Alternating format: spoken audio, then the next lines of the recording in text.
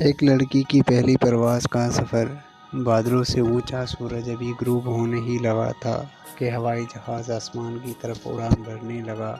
مسافر اپنی نشستوں پر بیٹھ گئے۔ کچھ سو رہے تھے، کچھ ذاتی اسکرینوں پر فلمیں دیکھ رہے تھے اور کچھ اپنے ساتھی مسافروں کے ساتھ گپ شپ کر رہے تھے۔ ان میں ایک سارہ نامی ایک نوجوان خاتون بھی تھی جو اپنی پہلی سولو فلائٹ پر تھی۔ سارہ زمین پر ہمیشہ سے ہی اڑان بھرنے کی کوشش کرتی رہتی تھی، چونکہ چھوٹی سی عمر سے ہی ان کو اڑان کا بہت شوق تھا۔ ان کو آسمان کی طرف اڑان بھرنے و اوپر سے دنیا کا منظر دیکھنے کا خواب تھا۔ آج اس کا خواب پورا ہونے جا رہا تھا۔ انہوں نے باہر ملک نوکری کرنے کا فیصلہ کیا، ایک نئے ملک کے سفر کی شروعات کرنے کے لیے جا رہی تھی۔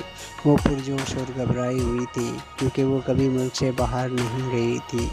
جب وہ فلائٹ میں داخل ہوئی، اس کی فلائٹ میں کھڑکی والی سیٹ تھی جہاں سے وہ دلکش نظارے دیکھنے کا موقع تھا۔ جب طیارہ اپنی اونچائی کی طرف پرواز کر رہا تھا، سارہ نے آسمان کے بدلتے ہوئے رنگوں کو خوف سے دیکھتی رہی۔ چمکدار نیلے سے لے کر شعلے نارنجی اور پھر گہرے جامنی رنگ تک، ایسا لگتا تھا کہ آسمان حیرت کا کینوس پینٹ کر رہا ہے۔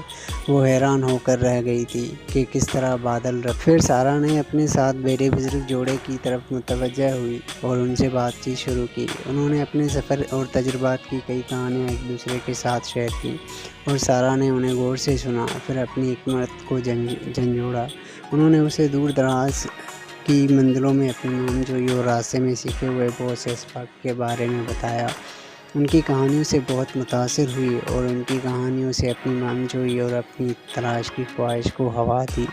جہاز نے اپنا سفر جاری رکھا۔ سارہ نے پرسکون ہونے کے لیے تھوڑی دیر کے لیے پھنکی لینے کا فیصلہ کیا، پھر کچھ دیر بعد وہ جب بیدار ہوئی، پھر ہوائی جہاز کے پیچھے کی جانب چلی گئی۔ وہاں موجود ایک کھڑکی سے باہر جھانکا۔ وہ دور سے چاند کو بادلوں پر ہلکی سی چمک ڈالتے ہوئے دیکھ رہی تھی۔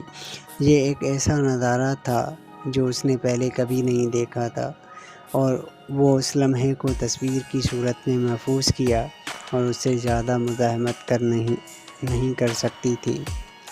پھر سارہ واپس اپنی سیٹ کی طرف چلی۔ سارہ نے اپنے سفر پر غور کیا اور اس نے محسوس کیا کہ اس پرواز سے نہ صرف اس کی پہلی خواہش پوری ہوئی بلکہ منزل تک پہنچنے کا ذریعہ بھی تھا۔ اس نے بہت کچھ دیکھا اور سیکھا ان لوگوں سے جن سے وہ فلائٹ میں ملی تھی۔ بدلتے آسمان کی خوبصورتی اور رنگ برنگی نظارے اور اوپر سے دنیا کی ہر چیز نے اپنی اصل حالت اور افادیت کھو چکے تھے اور کچھ دیر بعد ہی پرواز اپنی منزل کے قریب پہنچی۔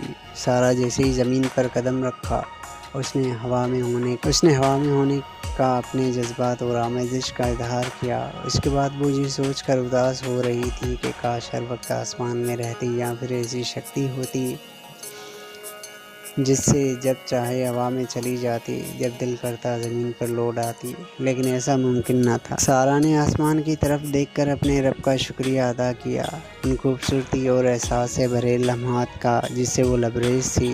اس نے ایک نیا نقطہ نظر بھی حاصل کیا اور اسے اپنی زندگی کے تمام شعبوں میں بڑے خواب دیکھنے اور آسمان تک پہنچنے کی ترغیب ملی تھی۔ جیسے ہی جہاز نیچے آیا، سارے مسافر باری باری نیچے اترے۔ سارہ بھی نیچے اتری۔ وہ بہت خوش تھی اور پھر اسی لمحے اس ہوائی جہاز کو پیچھے مڑ کر دیکھا جو اسے آسمان کی طرف لے گیا تھا۔ پھر وہ مسکرائی، یہ جان کر کہ یہ پرواز اس کے محض نقل و حمل کا ایک ذریعہ تھی، بلکہ یہ خود کی دریافت اور دوسروں کے ساتھ جڑنے اور دنیا کی خوبصورتی دیکھنے کا موقع میسر ہوا۔ سارہ ٹرمینل کی طرف ایک نئے مقصد اور احساس کے ساتھ چلی اور پھر آگے کی مہم جوئی اور منصوبے جوڑنے لگی۔ وہ بہت ہی خوشگوار موڈ، جوش و خروش کے ساتھ چلی گئی۔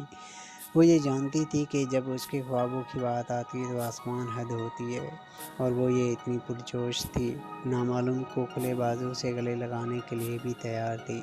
اس کے دل میں اپنی پرواز کی یادوں کے ساتھ ساتھ سارہ اپنے خوابوں کو حقیقت میں بدلنے کے لیے روانہ ہو گئی اور وہ ان اسباق کو اپنے ساتھ لے کر چلی گئی جو اس نے اپنے سفر کے وقت